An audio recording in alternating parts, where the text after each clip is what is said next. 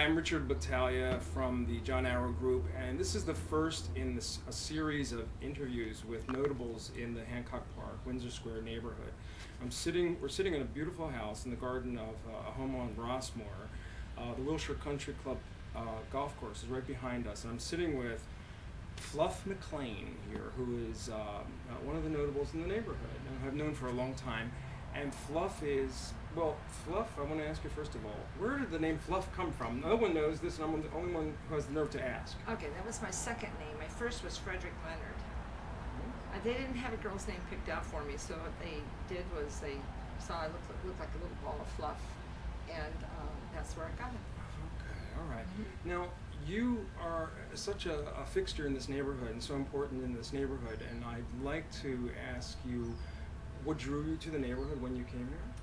Well, actually, when I was a child, my parents had a lot of friends that lived here, and we would drive through the neighborhood going to the farmer's market or wherever, and I told my mother, one day I think I'm going to live in one of these houses. I love the houses.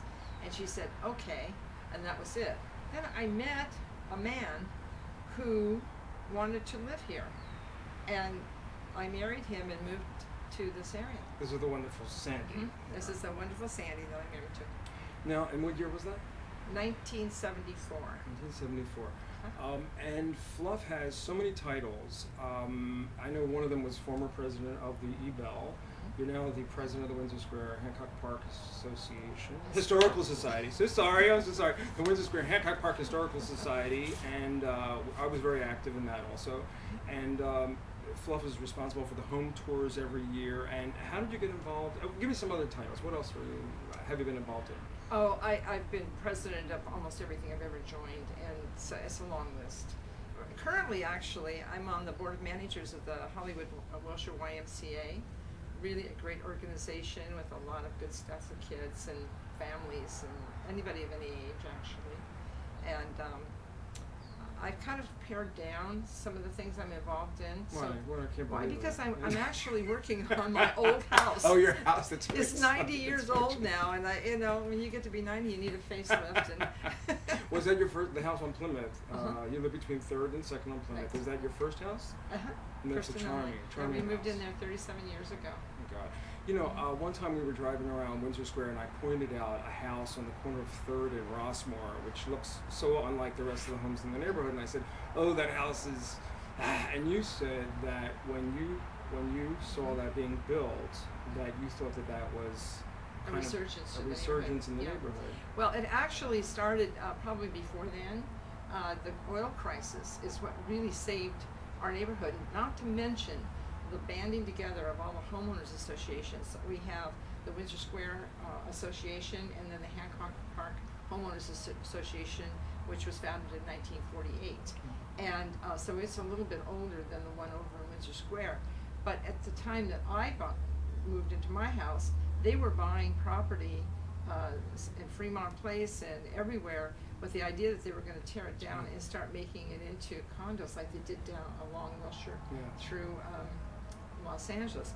And everyone said, no, you're not going to do that. It's a wonderfully rich historical neighborhood with a lot of great architecture in it, and it would have been a real loss to the city if we had not saved it. Absolutely. I wanted to ask you, do you remember the names of the people you bought your home from? No. I'm sorry. I should have asked you that before. I okay. don't. To be honest with you, I never met them, and I don't know who they are. So Hancock Park, we were talking about how the original Aaroe, or the original. Yeah.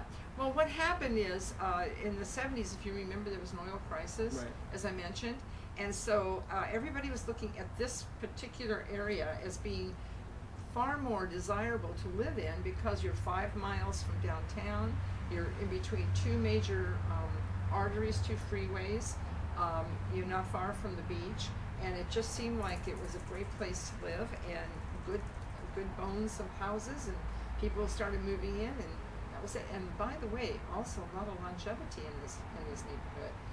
My block alone, I think we've had, I don't know how many people that have lived to be in their 90s, and they've lived there since like 1930 something or 1920 or 40, and so there was a hesitancy to really want to give this up.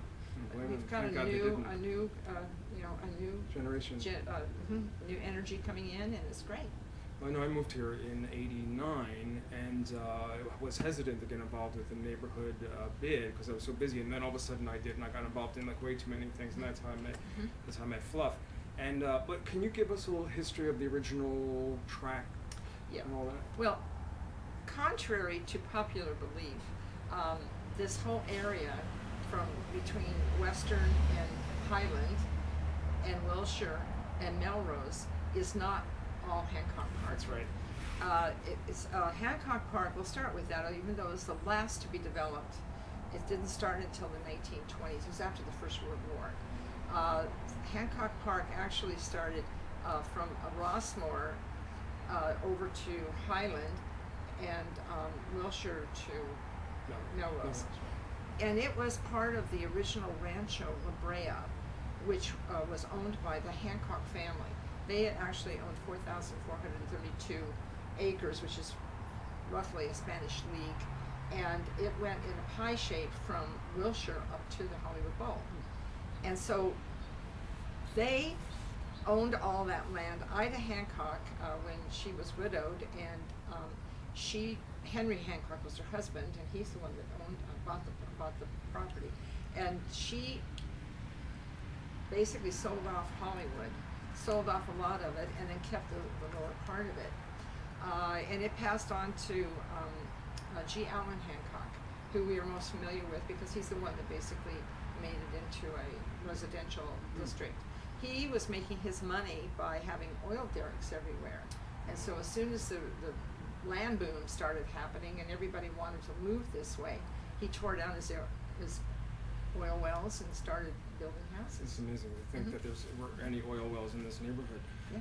And is that where the Getty Mansions had popped up eventually? The one like on Sunset that was used in Sunset Boulevard, on Crenshaw and Wilshire, and then the other ones that became the Mayor's Mansion? Well, the interesting thing about the Mayor's Mansion is that it was never built or lived in by the Getty family.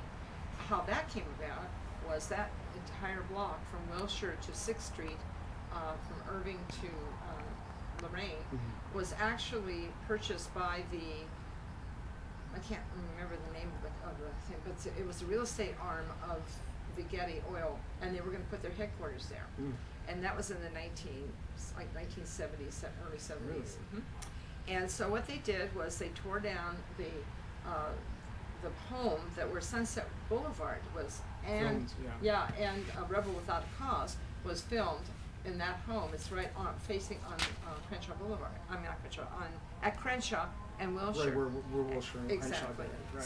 So they tore that down and put up their building, and then they were going to build behind it, and that's when the neighbors all banded together to create the homeowners association and said no. Now the Getty house was owned by that company, and they eventually, when they finally acquiesced and gave into the community, they sold all of the property that was on those two streets, that block actually, and the only one they couldn't sell was the house that's known as Getty House. Really? Why is that? What can they say? I don't know. Maybe it was a location. It was on the corner of 6th Street, I see. and it's two lots deep. You know, it goes front lot and it goes back to the street behind it, and it didn't have to be sold that way, but there was only one house on it, so they sold it. They didn't sell it. They actually gave it to the city to be the official residence of the mayor of Los Angeles, and it's been called the Getty House ever since. Who knew this? I have the feeling Fluff is the first in a series of Fluff interviews going forward. Yeah, there's a lot of stuff.